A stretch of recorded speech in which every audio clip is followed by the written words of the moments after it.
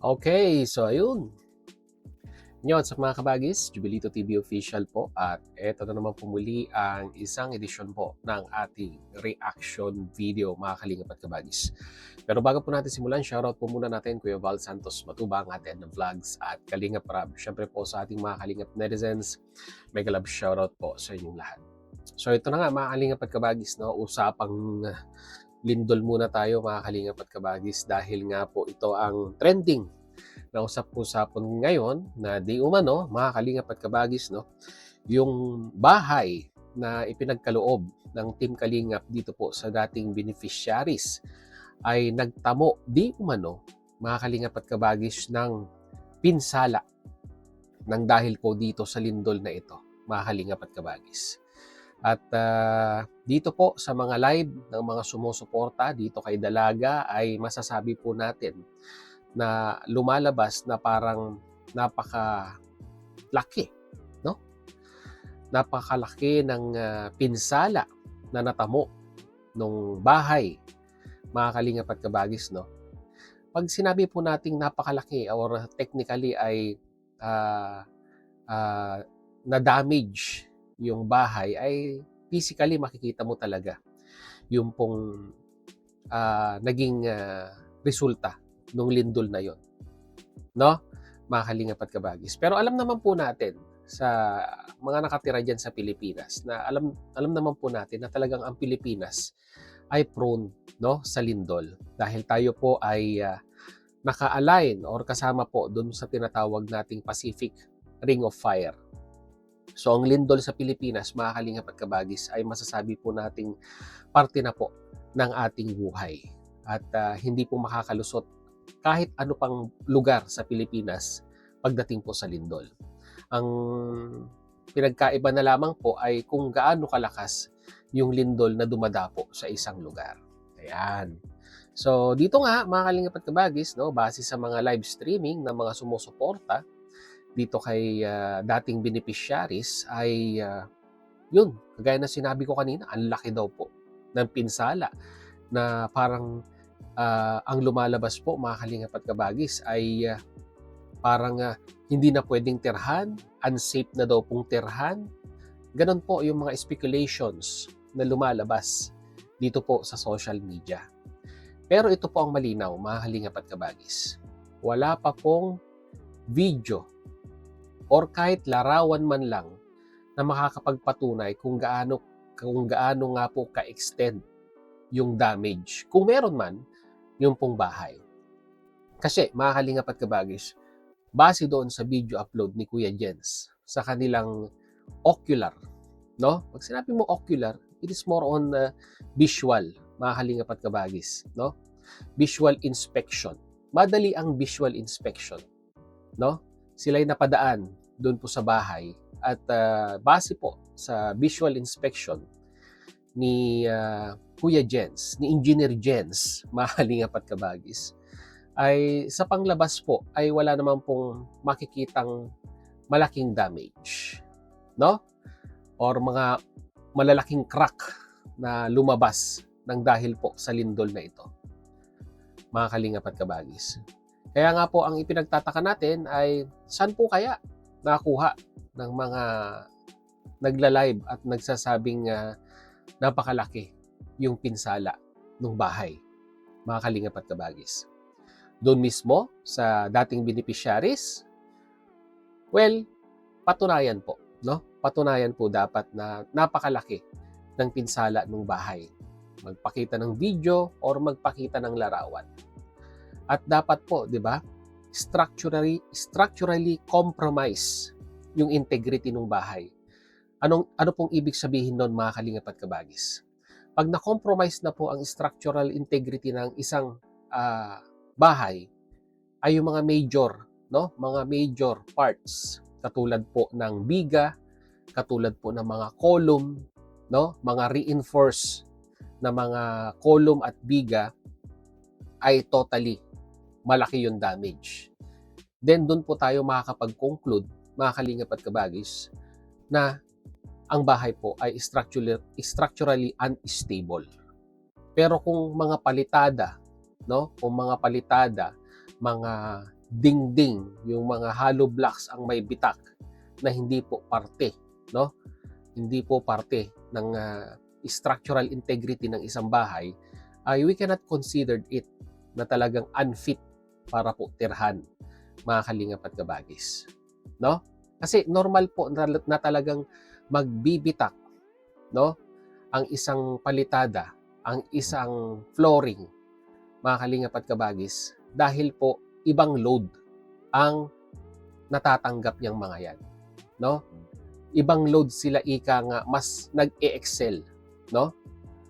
Kasi pag sinabi po nating lateral load or yung tinatawag po nating patagilid or horizontal load, ay talagang ang mga hollow blocks, kahit sabihin po nating mga column, no, ay hindi po sila nakadesign sa ganong impact, mga kalingap at kabagis. Kaya nga po ang ginagawa ng mga magagaling nating mga mason diyan sa Pilipinas ay nagdadagdag po sila ng reinforcement.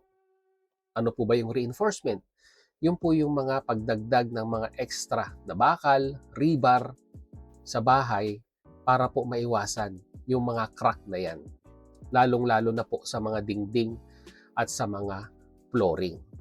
Because they understood, no, na ang Pilipinas po ay talagang lindolin na bansa, mga kalingap at kabagis.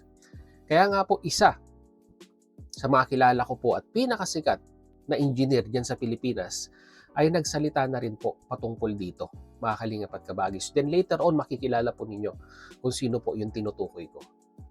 Ang gusto lang naman po nating mangyari dito ay huwag po tayong mag-spread ng ika ngay masyadong exaggerated na mga balita patungkol po dito sa nangyaring lindol na ito at patungkol po dito sa bahay ng dati pong beneficiaries ng Kalingap.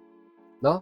Tayo po ay magpakita ng nararapat or karampatang mga larawan, mga video na magpapatunay po doon po sa claim na talagang structurally damaged yung pong bahay. 'Di ba? At hayaan po natin na ang mga eksperto ang mag-decide, no? Ang nangyayari po kasi sa comment section, mga kalingap at kabagis, lahat po sila ay structural engineer. Di po ba, mga kalingap at kabagis? Lahat sila ay mga professional structural engineer, inspector, QC inspector, mga kalingap at kabagis, pagdating po dito sa usapin na ito. Pero wala pa naman pong nailalatag na larawan para i-inspect, para pag-aralan, or video na para ika ngay magkaroon ng reference kung talaga nga pong may malaking damage yung bahay. Na? Kaya ika nga, mga kalingap at kabagis, pagdating po sa social media, lahat po tayo dito ay nagiging nagiging eksperto. Di ba? Maya-maya, kung pagdating sa kalusugan yan, lahat ng magko-comment, doktor. Kalingap at kabagis. Di ba? May kanya-kanya sila or sarili silang version pagdating po sa kanilang napapanood. Kaya ang ganang sa akin lang, hayaan po nating mga eksperto ang magpaliwanag at mag-decide kung talaga nga pong merong ikangang problema, no? Meron pong problema yung bahay. Although hindi naman po natin sinasabing walang problema, pero yung yung severity ng problema ay gaano po ba kalaki, no? Hayaan po natin ang mga eksperto magsabing, umalis na kayo sa bahay na yan kasi unsafe na talaga. Or baka naman nag-crack lang yung dingding na kailangang ikangay palitadahan lang muli para mawala yung bitak, no? Mga kalingap at kabagis. At marami din po ang nagsasabi na yun nga po, no, sa live nung supporters ng dating beneficiaries, ang dami ko pong nabasa na sinasabi daw po na walang tie beam, no? Wala pong tie beam doon po sa flooring or doon po sa footing ng mga column nung pinatayo yung bahay. And I investigate. Pinanood ko yung mga lumang video, mga kalingap at kabagis, no? Pinanood ko yung mga lumang video nung pagpapatayo nung bahay ng dating beneficiaries. And I think tama po sila. Wala pong tie beam, no? Correct me if I'm wrong na lang, Super Mac, no? Kung wala ngang tie beam. Pero ito na nga ang sinasabi ko, mga kalingap at kabagis, lahat po structural engineer pagdating sa comment section. 'Di ba? Hindi po nila inanalyze kung bakit po walang tie beam yung bahay. Unang-una po sa lahat, mga kalingap at kabagis, ang tie beam po, no? Although required talaga na lagyan ng tie beam pag ang bahay po ay second floor, no? Pero hindi po nila tinignan or hindi po nila inanalyze or hindi man lang nila tinanong, mga kalingap at kabagis, kung gaano kalalim yung pundasyon at gaano kalaki yung footing na inilagay doon sa pundasyon. Kasi mga kalingap at kabagis, there are certain circumstances ng isang second floor na bahay ay hindi na po kailangan or hindi na po required na lagyan ng footing. Depende po sa lugar, no? Depende sa lalim ng pundasyon at kung saan nakadikit yung pundasyon na yon, no? Hindi natin alam, baka malalim ang pundasyon na ika nga doon po sa pinaka-solid na parte ng lupa ay nakadikit yung malapad na footing na yon. Well, sa ibang structural engineer, mga kalingap at kabagis, ay hindi na po kailangan lagyan ng footing pagdating doon, mga kalingap at kabagis. Kasi ika nga, na-reach mo na yung pinaka-solid na parte ng lupa na pwede mong paglagyan ng footing or column or pundasyon ng bahay. Kaya marami pong explanation. It doesn't mean, mga kalingap at kabagis, na pag second floor ay kailangan talaga meron pong tie beam na tinatawag yung itatayong bahay. Depende po yan sa sukat, depende po yan sa taas, and at the same time po, mga kalingap at kabagis, depende sa lugar ng pinagtatayuan. No? Mga kalingap at kabagis. At base po doon sa design ng bahay ni dating beneficiaries, ay yung buong second floor naman po ay hindi naman po na-accommodate or hindi po ika nga nalatagan ng flooring. Kalahati lang po ng bahay or yung second floor kalahati lang po ang may ika ngang structural load. Yung kalahati naka-open. And take note, mga kalingap at kabagis, mula sa first floor hanggang doon po sa taas ay meron pong biga. No? Mga kalingap at kabagis. Hindi po ako eksperto, hindi po ako structural engineer, mga kalingap at kabagis. Nagbabasa lang po tayo. No? Nagbabasa lang po tayo at meron po tayong mga grupong pinapasukan or nakikijoin para po i-enhance yung ating kaalaman. Kasi tayo po ay mahilig sa mga ganitong bagay. Mga kalingap at kabagis. Correct me if I'm wrong na lang. Kasi, sabihin ko nga po sa inyo, ito po ay base lamang po sa ating nababasa or base po sa mga ikangay nalalahukan nating mga grupo na ang expertise ay mga ganitong bagay-bagay. No? Mga kalingap at kabagis. Kaya ito na po, ipapakilala ko na po sa inyo yung sinasabi ko kanina na sikat na inhinyero na masasabi po nating reliable din naman po ang kanyang pag-aanalisa sa bagay-bagay na ito. Bakit pa po ba tayo lalayo, mga kalingap at kabagis, no? 'Di ba? Bakit pa tayo lalayo? Dito na tayo sa kalingap at meron naman po tayong mga engineer dito sa kalingap, mga kalingap at kabagis. Kaya pinapakilala ko po sa inyo, Engineer Julay Paunil. Let's do it. Kaya Julay, take the floor. Talaga. Kasi pag mumurahin daw tayo para pag hindi nag-reaksyon. Ay nag-reaksyon na ako. Huwag mo akong mumurahin, ha? Pag lalagyan ka, ayusin mo. Okay, game na kuya. Amira. Game na. Pag-usapan natin, sige. Pag-usapan natin. Kasi ganito, kung totoo man yung sinasabi ng Dr. Lab, dapat i-identify alin ang bumitak, alin ang bitak-bitak. Flooring, dingding, concrete wall, column, concrete column, kung may biga, kung may concrete slab, alin ang nabiyak? Yun ang sinasabi ko kanina, mga kalingap at kabagis. Kailangan na i-identify natin kung anong parte ng bahay ang nagkaroon ng structural damage. Yung po bang mga major component or yung pong mga dingding, mga flooring or kung ano man na hindi po parte ng structural integrity ng isang bahay. No? Di ba? Kung dingding yan, hindi po yan parte ng structural load ng bahay, mga kalingap at kabagis. Okay, tuloy. I-identify ho natin kasi mamaya delikado nga naman. Pero alamin natin, ano ba ang nabiyak? Nagkabitak-bitak o nabiyak-biyak? Kasi mamaya pintuan pala, yung kahoy pala ang nabiyak. O kaya baka kisame. Kasi ang kisame po kasi yan. Ang kisame ho, wala namang pwersa yan sa bahay. Yan po, ang pagkisame ho kasi dekorasyon yan. Tama.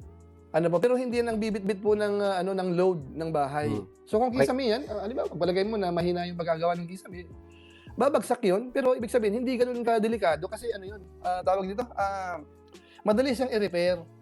Kasi ano Tama. siya, eh, lalo kung mga false ceiling lang naman ang nakakabit. So mga nakahanghang minsan nga alambre lang nilalagay niyan, eh, mga ano.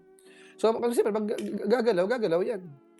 Usong-uso na kasi ngayon mga kalingap at kabagis 'no, yung ginagamitan ng, noon ang kisame talagang kahoy, 'di ba? Kahoy, kaso ngayon mga kalingap at kabagis ay nag-e-evolve na po ang mga disenyo ng mga kisame. Yung mga ibang ano nga, eh, mga panel ceiling lang po 'no. Panel ceiling, may kwan lang po, metal paring, tapos yung hardiplex or yung tinatawag nating chalkboard, hinahati lang po yan into square, tapos isinusuksok na lang po yan mga kalingap at kabagis. Ganun po yung tinatawag nating panel ceiling. At yun naman pong usong-uso sa atin ngayon mga kalingap at kabagis na metal paring, tapos yung nga po totoo yan, yung alambre na ginagamit na pangbitbit sa metal paring na ikinakabit doon po sa mga beam ng bubungan para makabuo ng kisame, tapos hardiplex. Ganun na po ang pagkikisame ngayon mga kalingap at kabagis. At talagang pag lumindol po yan, ay aalog po yan mga kalingap at kabagis. No? Pero it doesn't mean na na-compromise na po yung integrity ng bahay.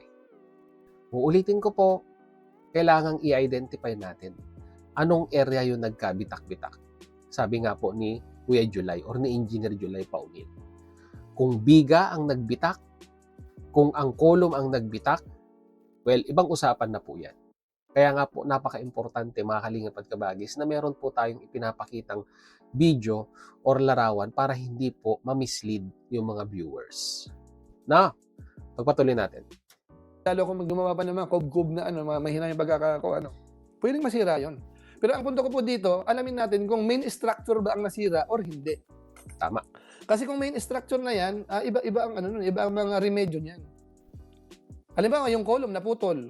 Hindi basta-basta yun. I-retrofit po yun. Malaking trabaho yan mga kalingap at kabagis, no? Pag sinabing column ang bumigay.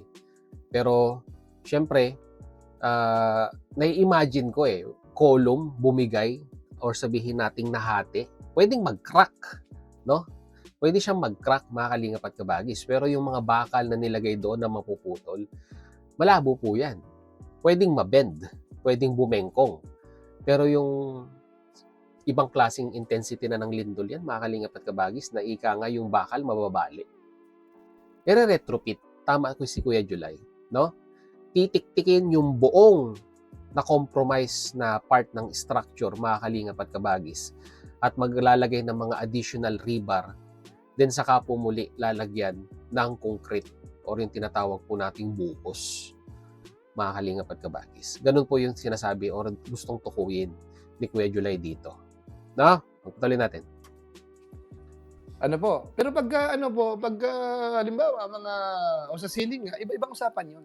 Although pwede ka namang mabagsakan ng ceiling, pero sa pagdating po sa pagre-repair, hindi masasabi na yung integrity ng buong bahay ay yun na yun. Hindi Tama. po. Ano po? Actually po yung bitak-bitak, hindi ko kasi alam po kung ang sa akin kasi dito mga kabayan natin, kung ang bitak-bitak ay nasa konkreto na mismo. Tingnan natin gaano ba kalaki yung bitak. Tama. Halimbawa sa wall po, sa wall o kaya kung sa mga column. Kung halimbawa bumitak siya na ang piso ay makalusot na, malaki-laki na yun eh. Malaki-laki na yun. Pero kapag medyo maliit pa, lalo kung sa hollow blocks lang naman, sa concrete wall, hindi ganoon kadelikado. Ako itong bahay dito, dito sa harap ko, bagong gawa to, may bitak sa may bitak sa may concrete wall niya eh. May konting bitak. Normal yan eh. Normal naman yan sa yung mga may maliliit na ganyan. Kasi hollow blocks po yan eh. Ang hollow blocks po, walang yan eh. Walang tibay yan sa yung tension, alam ba hollow blocks to? Walang perse na yung tension pag Pero yung pag horizontal compress, matibay yan. Tama. Compression state, talagang matibay ang hollow blocks. Pero yung tinatawag nating lateral movement, no, ay talagang mahina po ang hollow blocks. Kahit sabihin mo natin na gaano pa karami yung ilagay nating reinforcement, 'di ba? Pagdating po sa lateral movement ay talagang ang hollow blocks po mahina. And consider na rin po natin mga kalingap at kabagis na ang semento po ay ikangay malutong yan, no? Malutong talaga yan mga kalingap at kabagis. Compression, matigas talaga ang semento pagdating sa compression. Pero pagdating po talaga sa lateral movement, no? Lahat po ng konkreto, no? Base po sa aking pagkakaalam, ay mahina po talaga yan. Okay? Po natin yung calculation yan, pagdating sa tension, wala, zero yan eh. Wala siyang puwersa na parang ganun. Ang nagdadala nun, yung mga bakal na.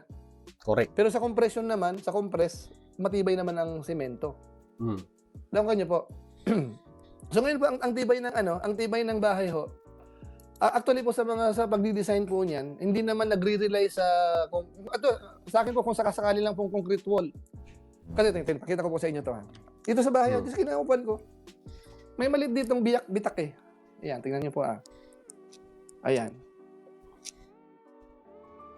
No, may ads. People Sandali lang. don't just look.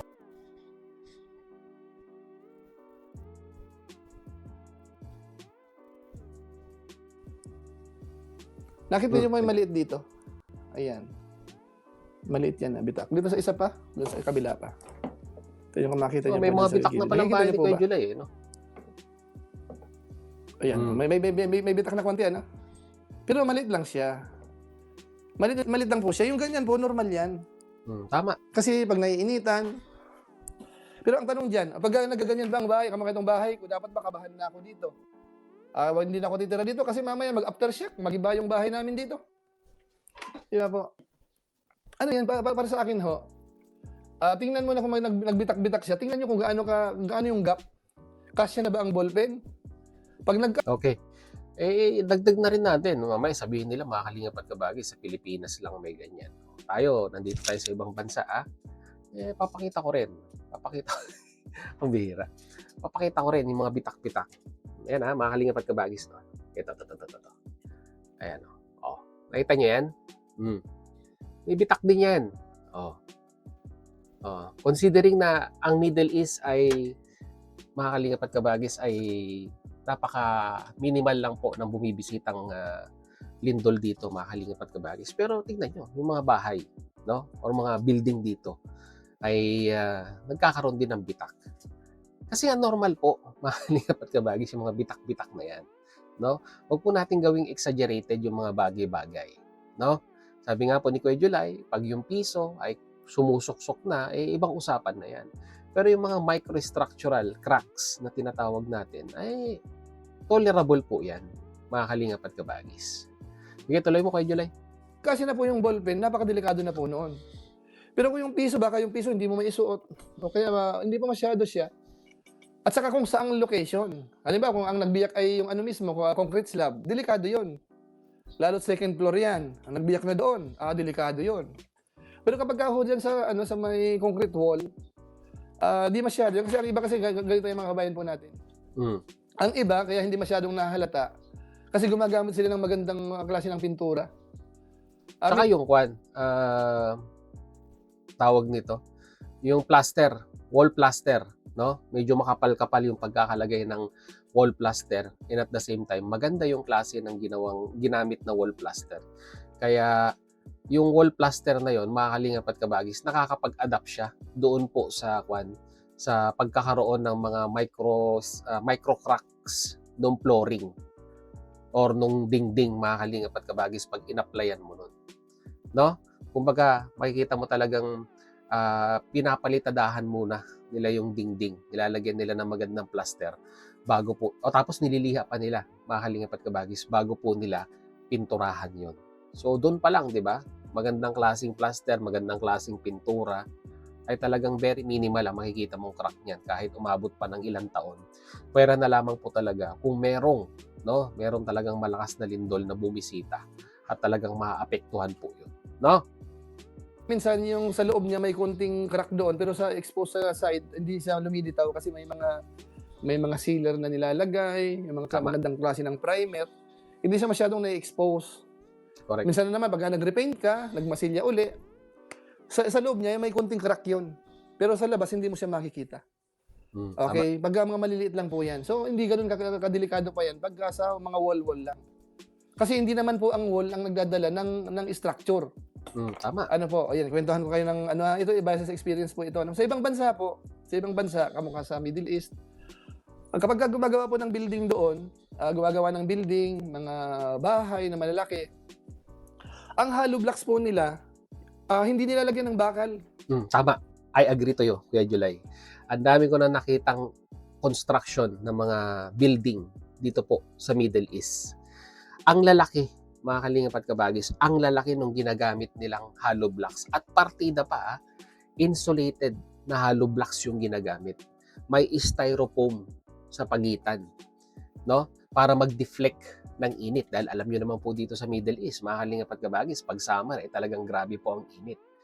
Meron pa siyang styrofoam sa gitna at wala pong reinforced bar ang ginagamit. Hindi po katulad sa Pilipinas na talagang nilalatagan nila ng mga 8mm or 9mm na rebar para mapatibay yung structure. Dito po wala. Talagang nakadepende lahat, no, sa column, sa biga, ang integrity ng isang building. Mga kalingap at kabagis. At hindi po yung dingding or yung hollow blocks ang nagdadala ng load. Sige, tuloy mo kay July. Walang bakal yan. Di ba dito may patayong bakal, tapos pa horizontal, tapos may fill pa yan. Yung mga butas-butas May ng pillar. hollow blocks lalagyan ng simento dito Tama. sa atin, pampatibay. Sa ibang bansa ko, minsan wala na hong ganun. Ano po?